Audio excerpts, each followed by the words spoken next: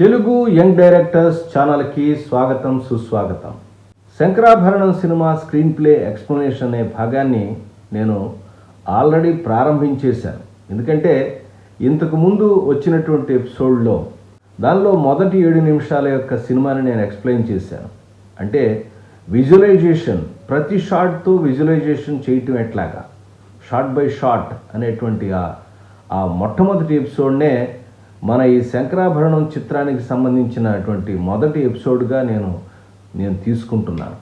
ఇవాళ రెండో ఎపిసోడ్లో ఆ 7 నిమిషాల తర్వాత ఆవిడ ఫ్లాష్ బ్యాక్కి ఎప్పుడైతే వెళుతుందో ఆ ప్రధాన పాత్ర మంజు భార్గవి క్యారెక్టర్, తులసి క్యారెక్టరు, అక్కడి నుంచి ఇవాళ చెప్పడానికి ప్రయత్నిస్తాను. మనం చూసేటటువంటి యంగ్ డైరెక్టర్స్ కానీ రైటర్స్ కానీ దయచేసి ఈ ఎపిసోడ్ని జాగ్రత్తగా గమనిస్తూ వినండి. ఇది నా అభిప్రాయం కావచ్చు, మీ అభిప్రాయాలు నాతో ఏకీభవించవచ్చు లేదా విభేదించవచ్చు, అది వేరే సంగతి.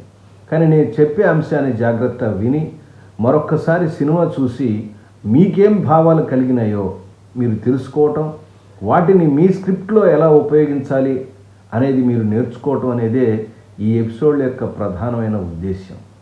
అలాగే నిన్న ఎపిసోడ్ అడిగినటువంటి ఆ సబ్స్క్రైబరే మరొకటి కూడా అడిగాడు. ఏంటంటే లాక్ చేసి పే ఆఫ్ చేయటం ఎట్లాగా, ఏదైనా ఒక విషయాన్ని ఇక్కడ లాక్ చేస్తే తర్వాత పే ఆఫ్ చేయటం ఎట్లా అని కూడా అడిగాడు. చాలా సంతోషం, మీరు చూస్తున్నందుకు సంతోషం. ఇంతకుముందు ఎపిసోడ్ చూశానని కూడా చెప్పకుండా మరొక ప్రశ్న సంధించాడు. ఓకే, నో ప్రాబ్లం, ఆయన ఇష్టం ఆయనది. అయితే నేను ఆ అంశానికి వేరే ఎపిసోడ్ కాకుండా ఈ ఎపిసోడ్స్లో, అంటే ఈ స్క్రీన్ ప్లేలో ఎవరికి ఏమైనా డౌట్లు ఎక్స్ప్రెస్ చేస్తారో వాటన్నిటికీ సమాధానాలుగా చెప్పుకుంటూ ఎపిసోడ్లు కూడా చేస్తూ ఉంటాను. రకరకాల స్క్రీన్ ప్లే అంశాలను నా బుద్ధికి తోచినటువంటి అంశాలను చెప్పడానికి ప్రయత్నిస్తాను. ఏదైనా నేను సరిగ్గా చెప్పలేకపోతే అది కేవలం నా అజ్ఞానంగా భావించి నన్ను క్షమించి మీరు జాగ్రత్తగా మంచి విషయాలు నేర్చుకుంటారనే ఉద్దేశాన్ని ఆశిస్తూ మనం ఎపిసోడ్లోకి వెళ్దాం. పదండి, తర్వాత ఏం జరిగిందో తెలుసుకుందాం. సినిమా ప్రారంభంలో మీరు ఒక విషయాన్ని గమనించే ఉంటారు. కె విశ్వనాథ్ గారు తన వాయిస్ ఓవర్తో ఒక అనౌన్స్మెంట్ చేస్తారు. ఆ అనౌన్స్మెంట్ యొక్క భావం ఏంటంటే, ఈ పాశ్చాత్య సంగీతపు పోకడలతో కొన ఊపిరిలో ఉన్నటువంటి మన సంగీతానికి ఊపిరి పోయాలన్నదే ఈ సినిమా యొక్క ఉద్దేశం. మా లక్ష్యాన్ని కూడా గుర్తించి ప్రోత్సహించమని ఆయన వాయిస్ ఓవర్తో చెప్తారు. దీని ఉద్దేశం ఏంటంటే, సినిమా ఎట్లాంటి కాంటెక్స్ట్లో తీస్తున్నాము, మా సినిమా కాన్సెప్ట్ ఏమిటి, మేము ఏ విషయాన్ని చెప్పాలనుకుంటున్నాం దృఢంగా అనే విషయాన్ని మొట్టమొదటే ప్రేక్షకుడిని ప్రిపేర్ చేయటం. ఈ సినిమా పర్టికులర్గా 1979లో రిలీజ్ అయింది. అప్పటికి వెస్ట్రన్ మ్యూజిక్ దాదాపుగా సినిమాలని, రకరకాల మాధ్యమాలని, అప్పట్లో ఉన్నటువంటి మాధ్యమాలని, సమాజాన్ని కూడా బాగా ప్రభావితం చేసి, శాస్త్రీయ సంగీతం ఏముందిలే అని అరుస్తూ ఉంటారు, ఆలాపన చేస్తాం, వినలేక చేస్తాంరా అన్న ఒక భావన మన పర్టికులర్గా తెలుగు స్టేట్లో, ఇండియాలో కూడా ఉన్న పరిస్థితి. ఆ పరిస్థితుల్లో ఈ సినిమా తీస్తున్నాం అనే విషయాన్ని ప్రేక్షకులకి ముందుగానే ప్రేక్షకులను ప్రిపేర్ చేయటం. ఇది చాలా సినిమాల్లో దర్శకులు ఒక సీన్ ద్వారా కానీ, వాయిస్ ఓవర్ ద్వారా కానీ మరొక రకంగా చెప్తారు. ఈయన వాయిస్ ఓవర్ డైరెక్టరే వచ్చి ఈ అంశాన్ని మొట్టమొదట చెప్పాడు. అలాగే క్యారెక్టర్స్ని ఇంట్రడ్యూస్ చేసే విధానంలో కూడా అద్భుతమైన విధానాన్ని అవలంబించారు కె విశ్వనాథ్ గారు. దానిలో ఏంటంటే, ఓపెన్ అవ్వగానే, అంటే ఆమె ఆ ఫ్లాష్ బ్యాక్లోకి వెళ్ళంగానే అలా ఒక స్క్రీన్ ఉంటుంది, అంటే ఒక ఆడిటోరియం స్క్రీన్, ఇక్కడ కూడా ఒక వాయిస్ ఓవర్ వస్తుంది. అది ఇందాక సినిమా కాన్సెప్ట్ గురించి, ఇప్పుడు క్యారెక్టర్ గురించి ఎందుకు ఇంత చెప్పవలసి వచ్చింది. ఇది దర్శకుడు తీసుకున్నటువంటి జాగ్రత్త. పర్టికులర్గా క్యారెక్టరే ఇంట్రడ్యూస్ చేయాలి, అలాగే క్యారెక్టర్ వేసినటువంటి ఆర్టిస్టు కాదు అనేది దర్శకుడు బాగా గుర్తుపెట్టుకున్నాడు. ఎందుకంటే తీసుకున్న ఆర్టిస్టులు, అప్పుడు ఆ తులసి క్యారెక్టర్ వేసినటువంటి మంజు భార్గవి గారు అప్పటికి వ్యాంప్ క్యారెక్టర్లతో, డాన్సులతో ఒక రకమైన అభిప్రాయం సినిమా సమాజంలో అభిప్రాయం తెచ్చుకుని ఉన్నారు. అలాగే ఇప్పుడు వేసినటువంటి జేవి సోమయాజులు గారు కూడా నాటకాల నటుడే, చాలా నాటకాలు వేసిన అనుభవం ఉంది, కానీ సినిమా అనుభవం కూడా తక్కువ, ఒక సినిమాలోనే. అయితే అంత పెద్ద సినిమా స్టార్ అయితే కాదు, చాలా సినిమాకి ఒక రకంగా చెప్పాలంటే కొత్త వ్యక్తి కిందే లెక్క. దీనిలో పాత్ర కనపడాలే తప్పితే పాత్ర వేసే నటుడు కనిపించకూడదనే జాగ్రత్తతోనే రెండు పాత్రల యొక్క ఇంట్రడక్షన్ కూడా డిఫరెంట్గా తీశారు. అందుకనే తెరవంగానే ఈ క్యారెక్టర్ ఎలాంటిది, మిమ్మల్ని ఎంతో కాలంగా శంకరాభరణ రాగంతో రంజింపచేసినటువంటి ఒక మహావిద్వాంసుడు తన సంగీతంతో ఇవాళ మీ ముందుకు వస్తున్నాడు, అదే రాగాన్ని ఆలపించడానికి మీ ముందు వస్తున్నాడు అనే విషయాన్ని ఎక్స్ప్రెస్ చేస్తారు. అంటే చాలా ఏళ్ళ నుంచి అంటే ఈ సంగీతంలో, శాస్త్రీయ సంగీతంలో శంకరాభరణ రాగంలో బాగా పట్టుబట్టి శంకరాభరణం శంకరశాస్త్రి అని పేరు ఆల్రెడీ సంపాదించేశాడు, అంత సంపాదించాడు అనే విషయాన్ని ముందు క్యారెక్టర్ పరంగా ఇంట్రడ్యూస్ చేశారు. అదే మీరు విజువల్ పరంగా మీరు రెండు విషయాలు అబ్జర్వ్ చేసినట్టయితే, సినిమా ఓపెన్ అవ్వగానే క్యారెక్టర్ రాగానే మొట్టమొదట ఆ క్యారెక్టర్ని చూపిస్తారు. దానిలో ఆ తెర ఓపెన్ అవుతుంటే ఇద్దరు తులసి తర్వాత పక్కన మదర్ ఉంటారండి. ఆ క్యారెక్టర్ పక్కన మదర్ ఉంటారు. కాకినాడ శ్యామల గారు అనుకుంటారు వేశారు ఆ క్యారెక్టర్. చూస్తే ఇద్దరు అంటే ఈ తులసి అనే క్యారెక్టర్కి ఒక మదర్ ఉందనే విషయం ఎస్టాబ్లిష్ అవుతుంది. ఆ తర్వాత తెర తొలగితే ఆ శంకరాభరణం శంకరశాస్త్రి గారు వస్తాడు. వచ్చిన తర్వాత ఒక షాట్ అయితే ఎప్పుడైతే ఆయన కనపడతాడో మీరు గమనించారో లేదో, తులసి క్యారెక్టర్ ఇలా నమస్కారం పెడుతుందండి. మీరు గమనించారా? ఇంతకుముందు 7 నిమిషాల సినిమా చెప్పినప్పుడు కూడా ఆమె రాత్రల్లా మేలుకుని తెల్లారిపొద్దున్నే ఉషోదయంలో శంకరశాస్త్రి వస్తుంటే గబక్కన లేచి నిలబడి నమస్కారం పెడుతుందండి. ఆమె ఎప్పుడు కనిపించినా ఆమెకి ఎప్పుడు శంకరశాస్త్రి అంటే 2 సార్లు మనకి క్యారెక్టర్ ఇంట్రడ్యూస్ చేసినప్పుడు శంకరశాస్త్రి గారు కనపడ్డప్పుడు ఆవిడ నమస్కారమే పెడుతుంది. ఇది ఎప్పుడో ఫ్లాష్ బ్యాక్లో బిగినింగ్లో అయితే ఇప్పుడు ప్రస్తుతంలో ఆమె ఎప్పుడు ఆవిడ చూసినా ఆమె ముందు భక్తి, ఆయన ఒక గొప్ప సంగీతజ్ఞుడు, గొప్ప విద్వాంసుడైనటువంటి ఆయన మీద భక్తి భావం అనేది ఈ క్యారెక్టర్ ద్వారా చెప్పారు. తులసి అనే క్యారెక్టర్ పేరు పెట్టడం, అలా ఎక్స్ప్రెషన్ కూడా, దీనిలో డైలాగ్ లేదు, నమస్కారం పెడుతుంది అంటే ఆయన మీద భక్తి గౌరవం ఉన్నటువంటి పాత్ర. అలాగే శంకరశాస్త్రి క్యారెక్టర్ కూడా అలా క్లోజ్ చూసిన తర్వాత ఒక ప్యానింగ్ షాట్ వేస్తారండి. ఇలా అంటే ప్రేక్షకులు ఆడిటోరియం ఫుల్ క్రౌడ్ ఉంటారండి, పిన్ డ్రాప్ సైలెంట్ ఉంటారు. అంటే ఈయన పాట వినటానికి ప్రజలందరూ కూడా ఏకాగ్రతతో పిన్ డ్రాప్ సైలెంట్గా ఉన్నారనేటువంటి షాట్ వేయటం, ఆ పిన్ డ్రాప్ సైలెంట్గా ఉన్నది చూసి ఆయన శంకరశాస్త్రి ఒక్కసారి కళ్ళు మూసుకుని తాదాత్మ్యంలోకి వెళ్ళి అక్కడి నుంచి ఓంకారనాదాన్ని తీసుకుంటాడు. అంటే ఆ క్యారెక్టర్కి ఆ సైలెన్స్, అంటే ఆడియన్స్ అందరూ కూడా సైలెన్స్గా నా పాట వినటానికి కూర్చున్నారా లేదా ఎవడి పనులు అడుగుని మాట్లాడుకుంటున్నారా? ఈయన ఉద్దేశం ఏంటంటే అందరూ సైలెంట్గా నా పాట వినటానికి వచ్చినప్పుడే ఆయన యోగంలోకి వెళ్ళి పాట పాడతాడు. ఇది ఒక క్యారెక్టర్కి లక్షణం. ఆ క్యారెక్టర్ లక్షణం చెప్పడం కోసమే ఆ ముందు ఒక షాట్ వేసి ఎస్టాబ్లిష్ చేశారు. ఇదే గుర్తుపెట్టుకోండి, ఒక పాత్రని ఇంట్రడ్యూస్ చేసినప్పుడు కూడా ఒక షాట్ని చూపించడం కూడా దానికి తర్వాత ఒక మీనింగ్ ఉంటుంది. అందుకనే పాట మధ్యలో డిస్టర్బెన్స్ రాగానే వెంటనే టక్కన కుర్చీ తగినట్టుగా గబక్కన అక్కడ లేచి సభలోంచి ఎవడైనా సరే ఆ సభను ఏర్పాటు చేసిన వ్యక్తి వచ్చినా కానీ డిస్టర్బెన్స్ క్రియేట్ చేస్తే, ఆ గానం అనే యోగంలో ఉన్న తనకి ఏదైనా డిస్టర్బెన్స్ జరిగితే అది ఎంతటి వాడినే సహించడైనటువంటి విషయాన్ని ఈ పర్టికులర్ సన్నివేశం ద్వారా దర్శకుడు క్రియేట్ చేస్తాడు. ఆ తర్వాత పాట పాడుతూ ఉండగా మధ్యలో ఈ ప్రోగ్రామ్ అరేంజ్ చేసినటువంటి ఒక జమీందారు వస్తాడు. దాంతో ఈ అమ్మాయి ఎవరైతే ఉందో తులసి క్యారెక్టర్ ఏమో ఆమె ఆలోచన, దాని పద్ధతి అంతా కూడా, ఆమె ఆలోచన ట్రాన్స్ అంతా కూడా ఆయన పాడే పాటకి, ఆయన పాడుతుంటే ఈమె నాట్యం ఆడుతుంది.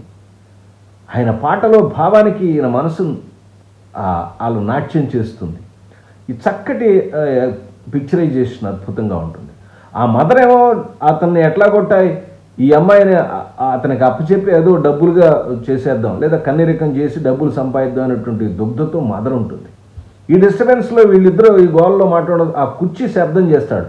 ఒక్కసారి డిస్టర్బ్ అయినటువంటి శంకరశాస్త్రి సీరియస్గా చూసి లుక్తో డైలాగ్ పట్మని లేచి అక్కడి నుంచి వెళ్ళిపోతాడు. ఒక్కసారి అందరూ ఆశ్చర్యపోతారు, సభంతా ఆశ్చర్యపోతుంది. సభంతా సైలెంట్గా ఉంది, కానీ డబ్బులు ఇచ్చిన వాడే చిన్న గొడవ లేపాడు. అదే ఈ సినిమాకి ప్రారంభంలో క్యారెక్టర్ ఇచ్చేటువంటి ఝలక్. ప్రేక్షకులందరూ రకరకాల మాట్లాడుకుంటూ వెళ్ళిపోవటం అయిపోయిన తర్వాత అక్కడ కండక్ట్ చేసినటువంటి ఆ జమీందార్ క్లోజు, మదర్ క్లోజు, తులసి క్లోజు, ఆ తర్వాత అక్కడ ఆ పక్క వాద్యాలు వేసినటువంటి ఆ పర్టికులర్ క్యారెక్టర్ సాక్షి రంగారావు గారు క్లోజెస్ మాత్రమే రియాక్షన్స్ వేస్తారండి. అందరూ ఆశ్చర్యపోతారు. ఆ తర్వాత వచ్చే సీన్లో డిస్కషన్ ఉంటుందండి. ఈ డిస్కషన్ పాయింట్ ఆఫ్ వ్యూలో నేను ఒక డైలాగు ఈ డబ్బింగ్ జానకి గారికి చెప్తారు. ఆయనకి ఎందుకు ఎట్లాగా అదేంటమ్మా టక్కన మధ్యలోంచి లేచిపోయాడమ్మా అంటే, అప్పుడు పూర్వం జరిగినటువంటి ఒక మ్యాటర్, అంటే ఈ చిన్నపిల్ల అంటే శంకరశాస్త్రి గారి చిన్నపిల్ల శారద పుట్టినప్పుడు జరిగిన విషయాన్ని డైలాగ్ రూపంలో చెప్తుంది. నేను ఇంతకుముందు స్క్రీన్ ప్లే ఎక్స్ప్లెనేషన్లో ఈ సిడ్ఫీల్డ్ స్క్రీన్ ప్లే స్ట్రక్చర్ చెప్తున్నప్పుడు క్యారెక్టర్స్ యొక్క బయోగ్రఫీ బాగా డీటెయిల్గా రాసుకోవాలని చెప్పాను. ఎంత దాకానంటే క్యారెక్టర్ యొక్క తాతల ముత్తాతల దాకా రాసుకోవాలని. అయితే ఆ క్యారెక్టర్ బయోగ్రఫీలో రాసుకున్న విషయాలన్నీ కూడా సినిమాలో ఉపయోగిస్తామా అంటే అవసరమైతే ఉపయోగిస్తాం, లేకపోతే దాన్ని పక్కన పెట్టేస్తా ఉన్నాం.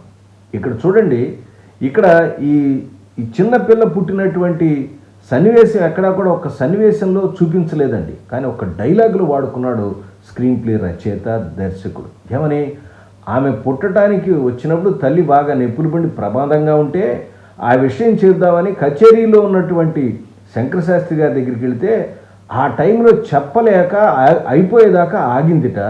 అయిన తర్వాత వచ్చేసరికి ఆవిడ ప్రాణమే గాలిలో కలిసిపోయింది అని చెప్తుంది. అంటే క్యారెక్టర్కి డిస్టర్బెన్స్, తన యొక్క కచేరీలో కనుక డిస్టర్బెన్స్ వస్తే ఏమాత్రం సహించడు, అంత కాన్సన్ట్రేషన్ తను చేస్తాడు. అలాగే ప్రేక్షకుల నుంచి కూడా ఎక్స్పెక్ట్ చేస్తాడు. అది చివరికి తన ప్రాణం పోయినా ఎవరి ప్రాణం పోయినా సరే పట్టించుకోడనేటువంటి ఒక క్యారెక్టర్, పట్టుదల కలిగిన క్యారెక్టర్ని ఒకసారి చూపించాడు, మరొకసారి ఆయన లేకుండా ఆ క్యారెక్టర్ వేరే పక్క క్యారెక్టర్ ద్వారా చెప్పించాడు. అందుకనే దీని క్యారెక్టరైజేషన్ని బాగా పట్టించడం అంటే ప్రేక్షకులకి ఆ క్యారెక్టర్ పట్ల ఒక దృఢమైన అభిప్రాయాన్ని కలిగి దాన్ని ఫాలో అయ్యేటట్టుగా చేసేటటువంటి ప్రక్రియలో భాగం ఇది. రెండో భాగం. మూడో విషయం, దీనిలో కంటిన్యూటీ చెప్తాను నేను. అక్కడ ఆవేశంలో వచ్చాడు, డెక్కల శబ్దం వినపడుతుంటే సాక్షి రంగారావు గారు అంటారు, ఆ డెక్కల శబ్దంలో కూడా ఆ కోపం కనపడుతుందమ్మో అంటాడు. ఆ తర్వాత వచ్చి గుర్రపు బండి వచ్చి ఆగుతుంది. ఆగితే అక్కడ ఒక షాట్ వేస్తారండి. వేస్తున్నప్పుడు మీరు గమనించండి, ఇదే గమనించాల్సింది, మీరు దర్శకులు గమనించాల్సిన విషయం.